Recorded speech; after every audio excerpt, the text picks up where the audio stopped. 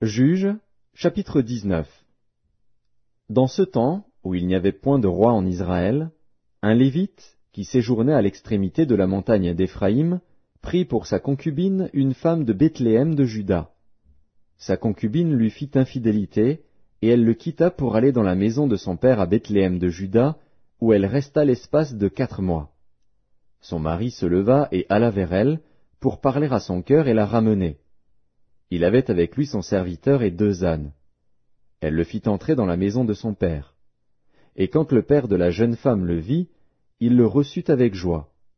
Son beau-père, le père de la jeune femme, le retint 3 jours chez lui. Ils mangèrent et burent, et ils y passèrent la nuit. Le 4e jour, ils se levèrent de bon matin, et le Lévite se disposait à partir. Mais le père de la jeune femme dit à son gendre, « Prends un morceau de pain pour fortifier ton cœur.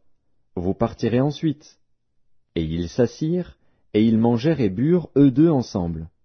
Puis le père de la jeune femme dit au mari, « Décide-toi donc à passer la nuit, et que ton cœur se réjouisse. » Le mari se levait pour s'en aller, mais, sur les instances de son beau-père, il passa encore la nuit.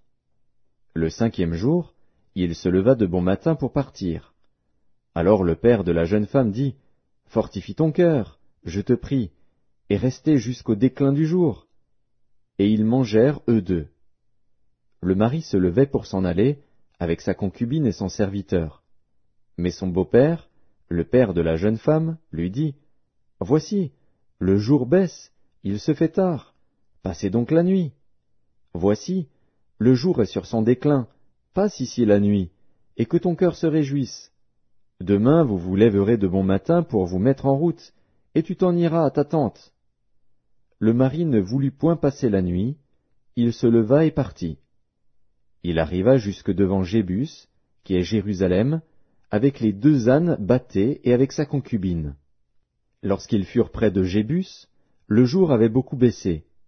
Le serviteur dit alors à son maître, « Allons, dirigeons-nous vers cette ville des Jébusiens, et nous y passerons la nuit. » Son maître lui répondit, « Nous n'entrerons pas dans une ville d'étrangers, où il n'y a point d'enfants d'Israël, nous irons jusqu'à Gibéa. » Il dit encore à son serviteur, « Allons, approchons-nous de l'un de ces lieux, Gibéa ou Rama, et nous y passerons la nuit. » Ils continuèrent à marcher, et le soleil se coucha quand ils furent près de Gibéa, qui appartient à Benjamin.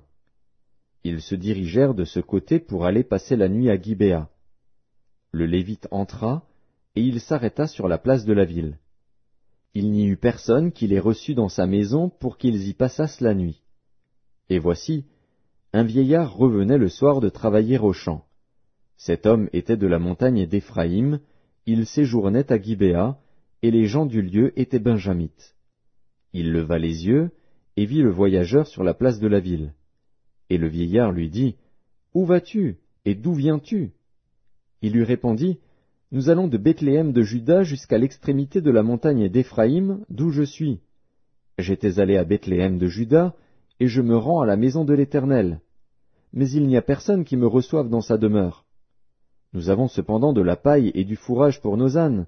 Nous avons aussi du pain et du vin pour moi, pour ta servante, et pour le garçon qui est avec tes serviteurs. Il ne nous manque rien. » Le vieillard dit, « Que la paix soit avec toi.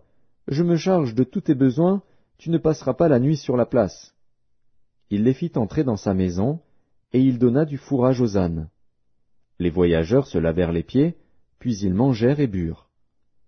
Pendant qu'ils étaient à se réjouir, voici, les hommes de la ville, gens pervers, entourèrent la maison, frappèrent à la porte, et dirent au vieillard, « Maître de la maison, fais sortir l'homme qui est entré chez toi, pour que nous le connaissions. » Le maître de la maison, se présentant à eux, leur dit, « Non, mes frères, ne faites pas le mal, je vous prie, puisque cet homme est entré dans ma maison, ne commettez pas cette infamie.